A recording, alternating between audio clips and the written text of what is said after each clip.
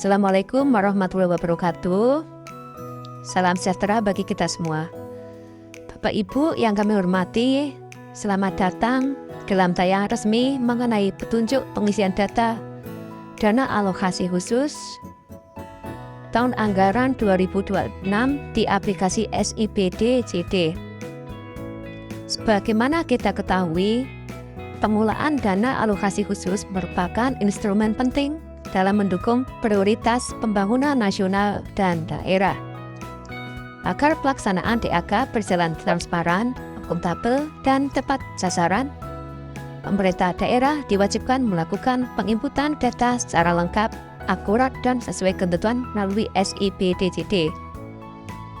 Pada video ini, kami akan memandu Bapak dan Ibu dalam memahami yang pertama, alur pengisian data DAK sesuai dengan ketentuan yang terbaru tahun 2026.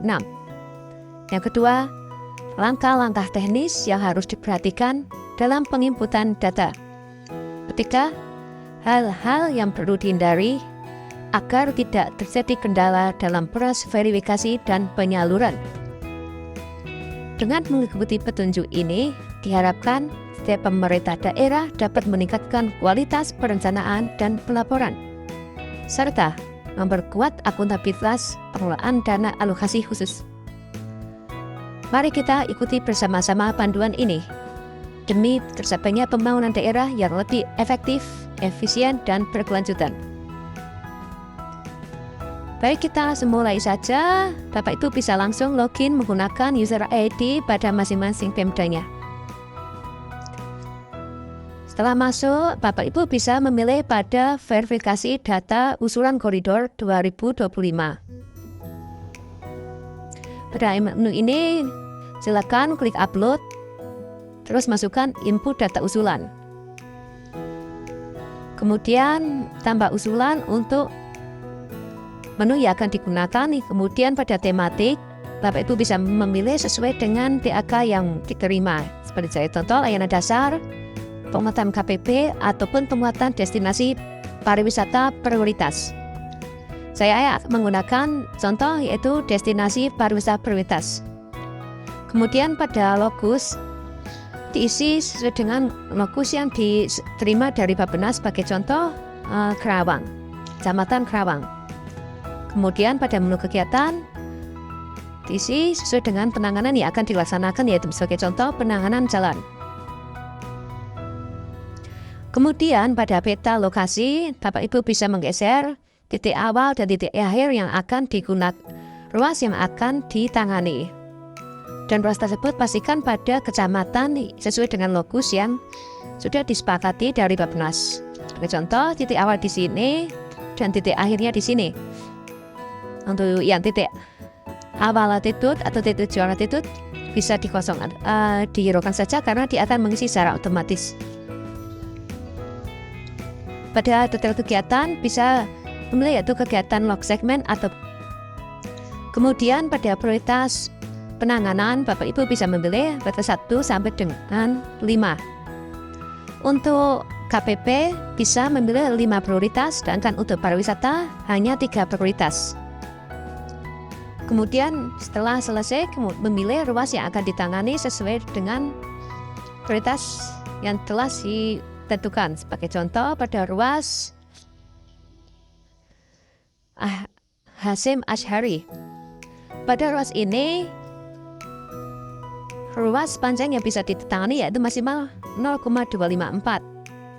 Di sini karena kondisinya baik, rusak ringan dan rusak beratnya 0, maka ruas ini tidak bisa tangani karena yang bisa tangani hanya untuk ruas yang ada rusak ringan maupun rusak beratnya. Sebagai contoh, ruas ini ada rusak berat 0,4.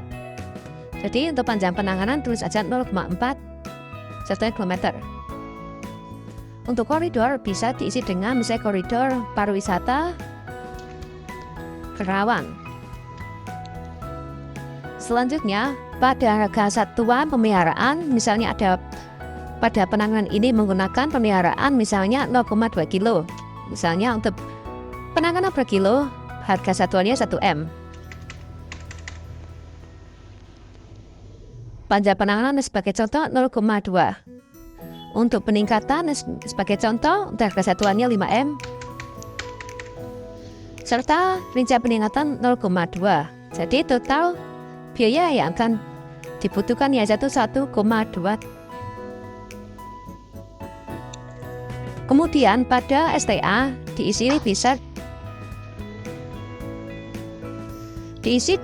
menggunakan panjang ruas, misalnya ruas 1/100 bisa sampai terus 1, ya 1 plus 1,150. Yang untuk peningkatan 1,150 sampai dengan 1,170. Misalnya untuk ruas ini yang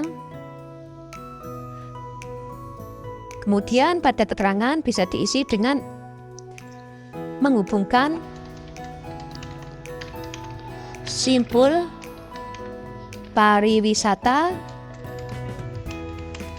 dengan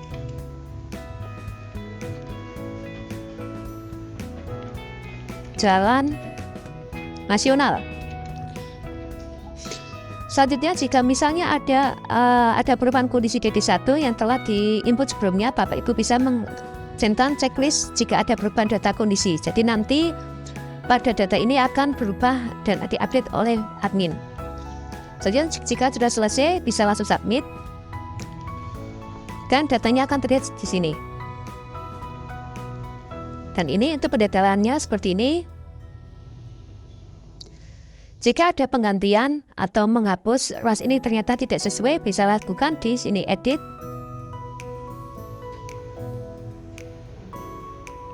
Sebagai contoh misalnya yang ini jadi 0,3, ini 0,1.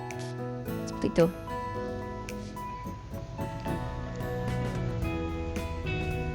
Kemudian untuk DED, RAP, dan backup volume, Bapak Ibu bisa dilengkapi. Untuk file DED-nya dalam bentuk PDF maupun RAP maksimal 100 MB. Setelah itu, Bapak Ibu bisa simpan kembali. Kemudian setelah selesai melakukan input, Bapak Ibu bisa mengecek atau menambah kembali usulan jika ada beberapa DAK tematik yang diterima. Untuk mengecek data usulannya bisa lakukan fasilitasi data usulan Jawa Barat dan Kerawang. Di sini Bapak Ibu bisa melihat kelihatan untuk ruas yang ditangani sesuai dengan yang telah diinput sebelumnya.